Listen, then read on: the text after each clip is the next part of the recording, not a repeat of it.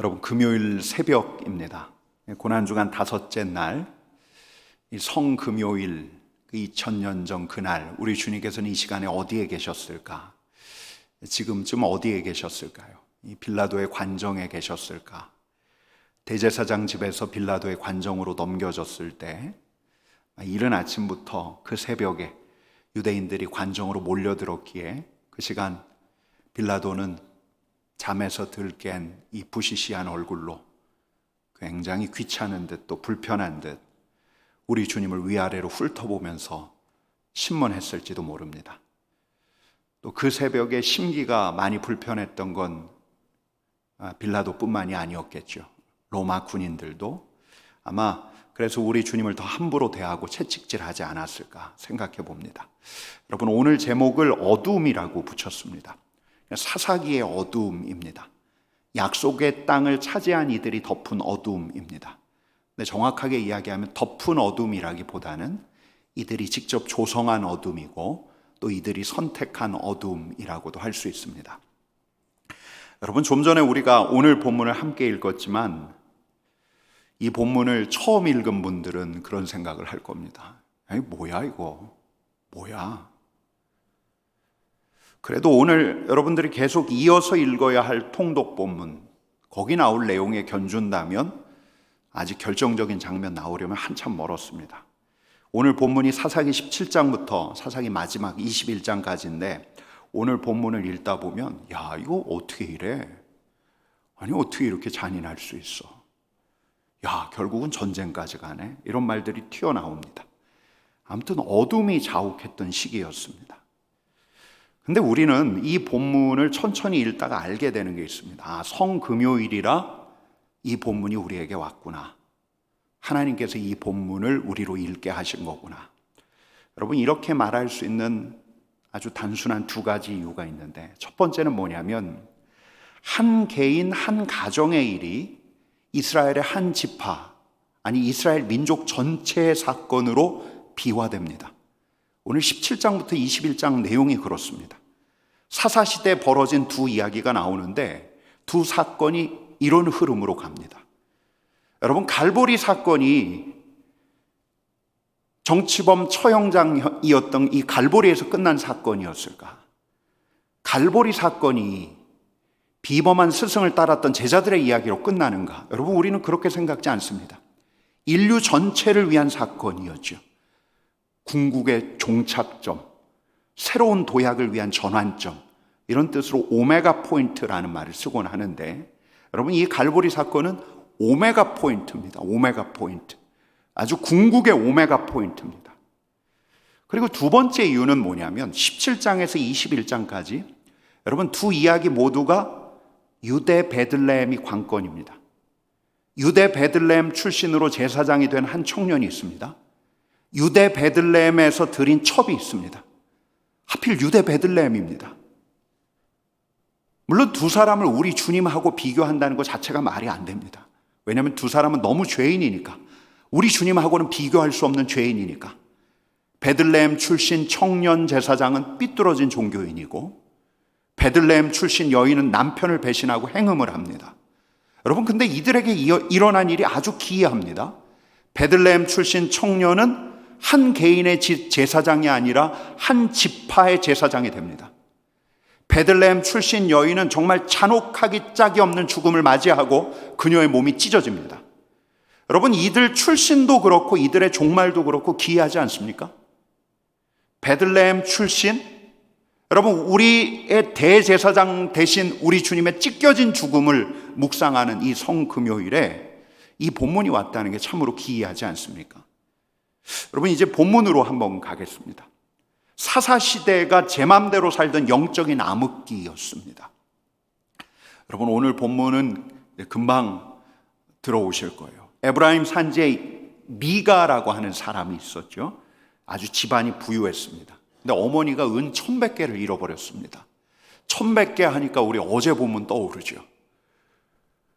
들릴라에게 찾아온 이 블레셋의 방백들이 각 사람 한 사람마다 1100개씩 준다고 했습니다. 이게 엄청난 돈입니다. 근데 그걸 어머니가 잃어버렸어요. 어머니가 막 저주를 퍼붓습니다. 이 은을 훔쳐간 사람, 하나님께서 이런 징벌을 내려달라고, 그의 집안 그냥 파멸에 이르게 해달라고 아주 저주를 퍼부었던 것 같습니다. 여러분, 근데 훔쳐간 사람이 자수하죠? 훔쳐간 사람이 누구였습니까? 아들 미가였습니다. 어머니가 퍼붓는 이 저주를 아들이 견딜 수 없었던 거였죠. 근데 어머니가 너무 놀라죠. 자기가 아들에 대해서 저주를 퍼부했다는 사실. 이 저주를 어떻게 거두어 드릴까?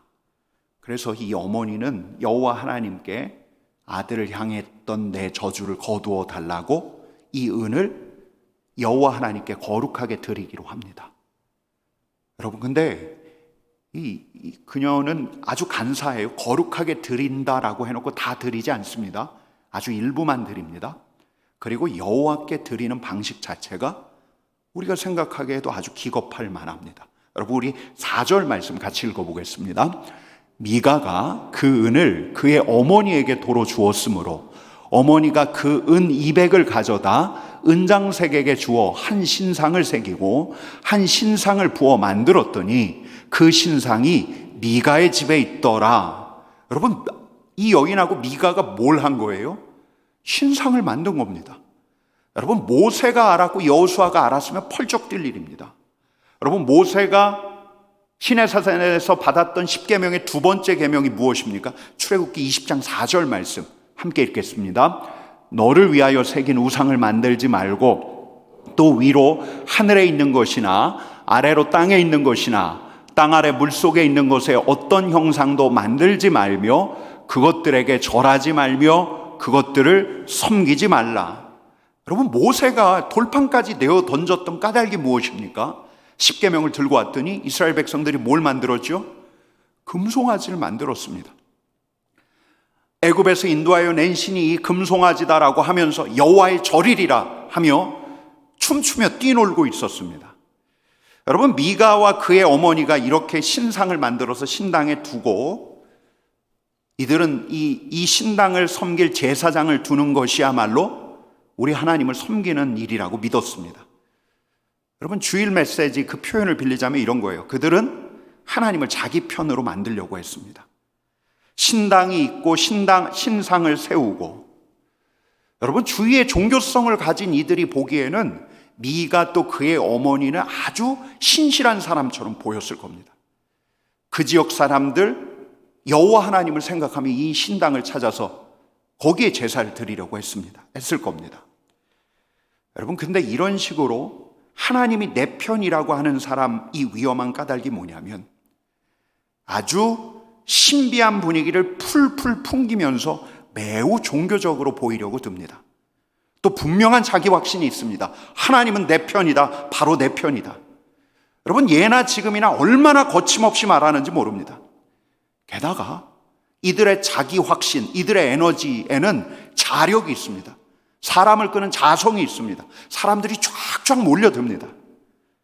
여러분, 저는 아직 보지 못했는데 한두 주 전까지 일간지에 연일 보도되었던 넷플릭스 다큐가 있죠. 나는 신이다. 이단 사교의 교주들, 사람을 갈취하고 조정하고 또 범죄하고 그런 엽기적인 행각들을 다루고 있다고 하는데, 여러분, 이단 사이비도 마찬가지죠. 하나님은 오직 내 편. 아주 독단적인 자기 확신이 있습니다. 뿐만 아니라 사람뿐 아니라 하나님도 내가 조정할 수 있다는 그런 교만으로부터 시작하죠. 그렇게 거짓 영과 야합합니다. 여러분, 하나님은 오직 내 편. 이런 사람 절대 믿지 마십시오. 하나님의 말씀을 지침 삼아서 내가 하나님 편이 되려고 부단히 애쓰는 우리 하나님의 은혜를 구하는 사람들하고 함께 하셔야 합니다. 여러분, 미가하고 그의 어머니를 비롯해서 이때 상황에 대해서 사사기 말씀이 뭐라고 평하고 있냐면 6절 말씀입니다. 이게 사사기에 반복되는 말씀인데 같이 읽어보겠습니다. 그때에는 이스라엘에 왕이 없었으므로 사람마다 자기 소견에 옳은 대로 행하였더라. 여러분, 그러던 어느 날 이 유대 베들레헴의 청년 레위인이 와요. 미가의 눈이 번쩍 뜨이죠. 여러분, 그도 들은 바가 있었습니다. 이 제사장은 누가 해야 합니까? 누가 해야 해요? 레위 사람이 해야 해요. 여러분, 그는 그의 집 뿐만 아니라 마을을 위해서 신당을 만들었습니다. 마을 사람들이 이용할 수 있게까지 아마 열어두었을 겁니다. 은으로 만든 신상을 만들었습니다. 그 가운데 세웠습니다. 뿐만 아닙니다. 제사장의 옷, 에봇도 준비했습니다.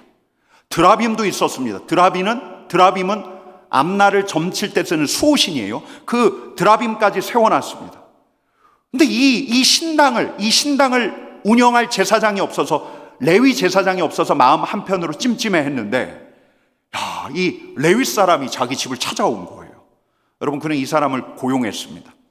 연봉도 정했습니다. 연봉, 은 10개, 의복 1벌, 숙식 제공. 갖출 걸 다 갖춘 거죠. 그래서 오늘 나오는 말씀이, 그 다음 나오는 말씀이 13절인데 함께 읽겠습니다.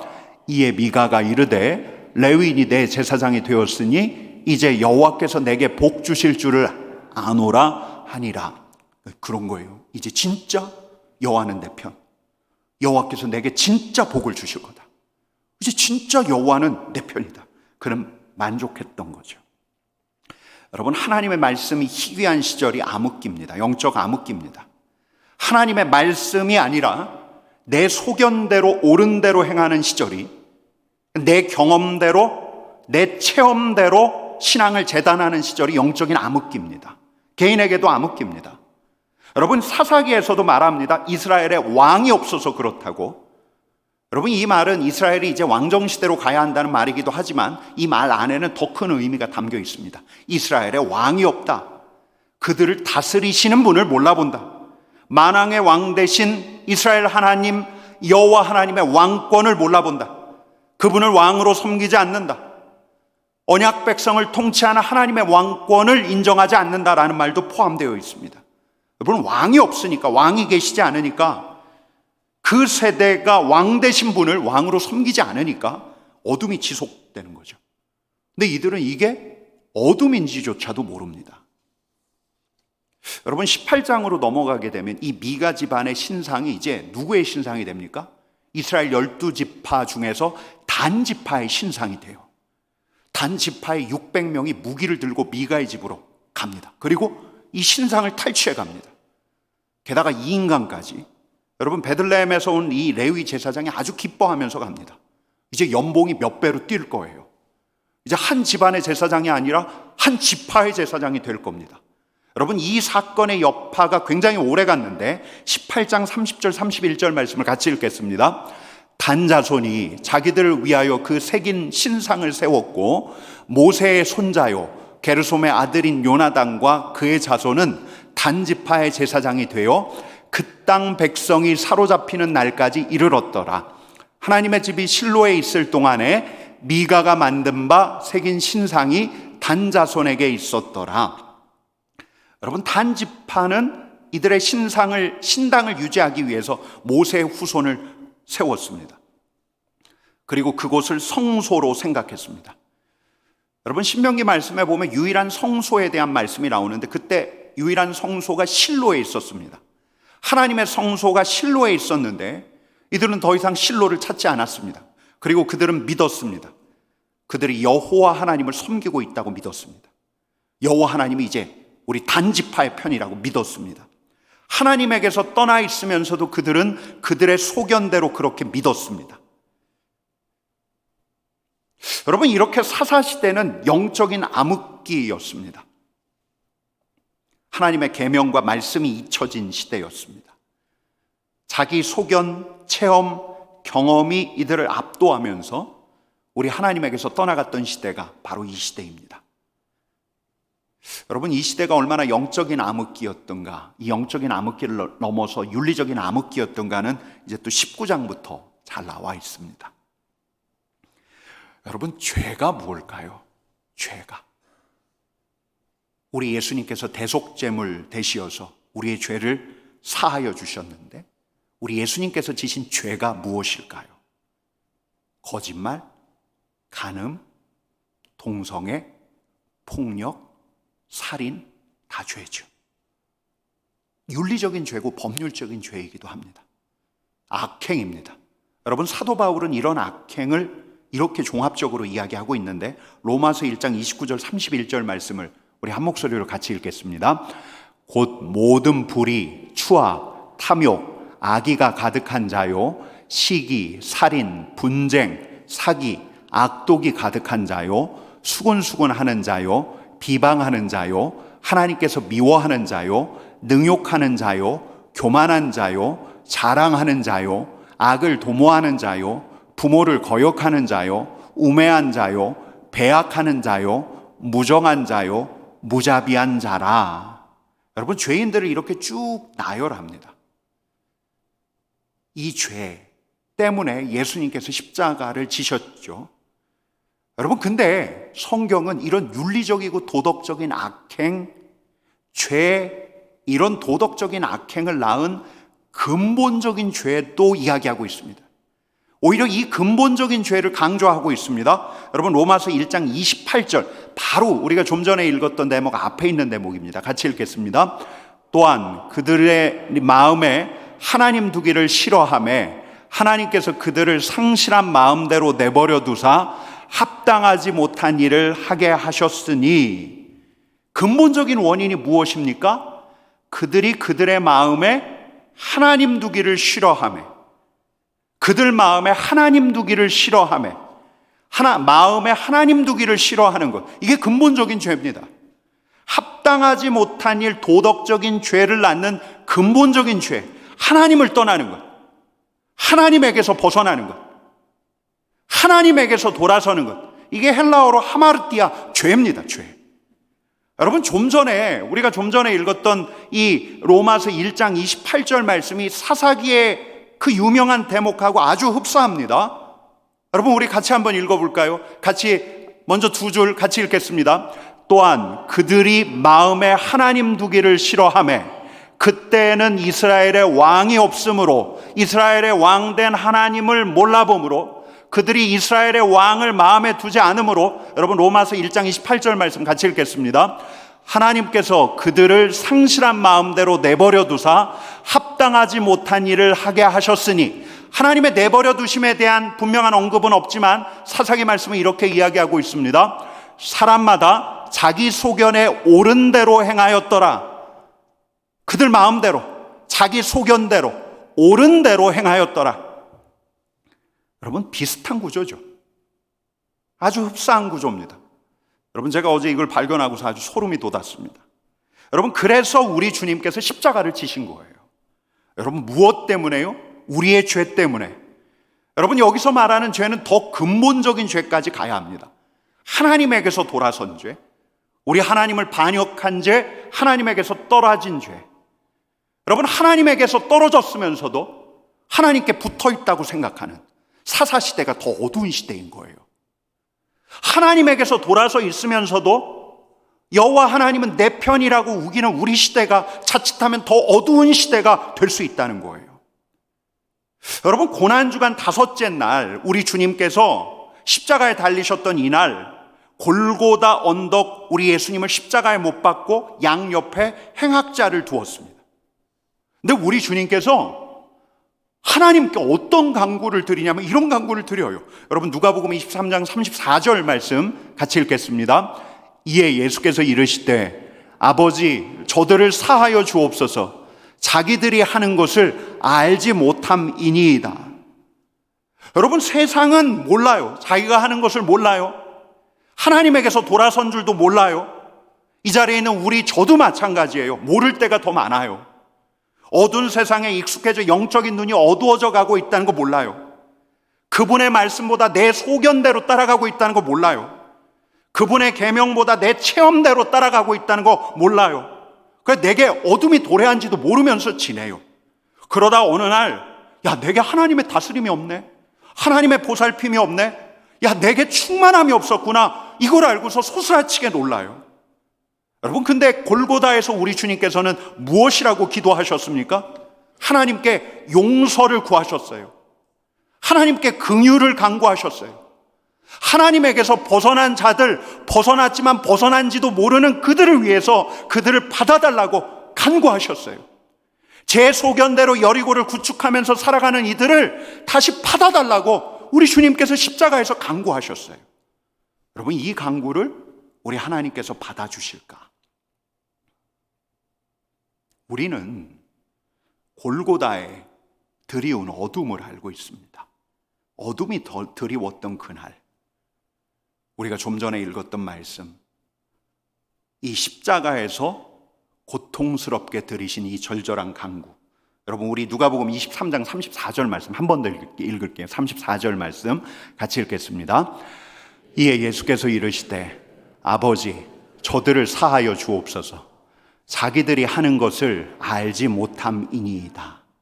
여러분, 이 간구를, 예수님의 간구에 귀를 기울이다가 우리는 그 다음 반드시 이 간구를 들으신 분 위에 걸려있는 명패까지도 보아야 합니다. 죄패까지도. 여러분, 38절 말씀 같이 읽겠습니다. 그의 위에 이는 유대인의 왕이라 쓴 패가 있더라. 유대인의 왕, 유대인의 왕. 유대인의 왕이라는 명패를 보면서 세상은 로마 군인처럼 키득거릴지 몰라요. 그 죄패를 보면서. 그러나 우리는 이 패대로 우리 주님께서 우리의 왕이신 것을 다시 알아보아야 합니다. 우리 주님은 우리의 왕. 하나님에게서 돌아선 나를 하나님께서 다시 품어주시기를 간구하시는 우리의 왕. 하나님에게서 벗어나서 어두워진 나를 그 회복을 구하시는 나의 왕. 우리의 죄값을 치르시는 십자가에 달리신 왕. 여러분, 우리는 소견대로 가다가, 내 체험대로 가다가, 내 생각대로 가다가, 내 관성대로 가면서 신앙생활을 하다가 어느 날 우리 안에 깃들어 있는 어둠을 보면서 아주 화들짝 놀라요. 여러분, 우리의 바람이 있지 않습니까? 이 어둠에서 벗어나기를. 여러분, 그래서 우리는 오늘 십자가에 달리신 우리 주님을 바라보는 거예요. 십자가에 달리신 우리 왕께 우리의 마음을 고정시키고 그분을 나의 왕으로 고백하며 그분께 경배하려고 하는 겁니다. 여러분, 우리 그분을 바라봅시다. 그분을 묵상합시다.